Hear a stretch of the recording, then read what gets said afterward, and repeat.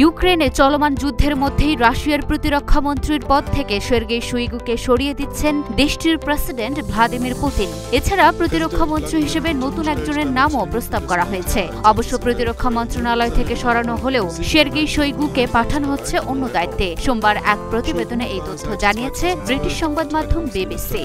প্রতিবেদনে বলা হয়েছে, রাশিয়ার প্রেসিডেন্ট ভ্লাদিমির পুতিন তার দীর্ঘদিনের মিত্র সের্গেই শোইগুকে প্রতিরক্ষা মন্ত্রীর পদ থেকে সরিয়ে দিতে চলেছেন বলে ক্রেমলিন ঘোষণা করেছে। 68 বছর বয়সী শোইগু 2012 সাল থেকে রুশ প্রতিরক্ষা মন্ত্রীর পদে রয়েছেন এবং তাকে এখন রাশিয়ার নিরাপত্তা পরিষদের প্রধান নিযুক্ত করা হবে।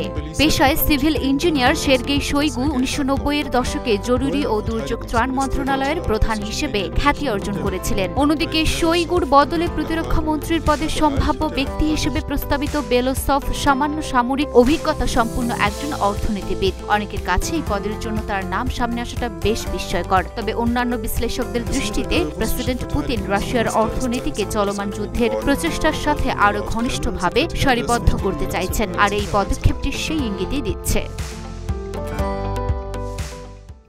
লুনা ফ্রস্নেপা, ঢাকা পোস্ট।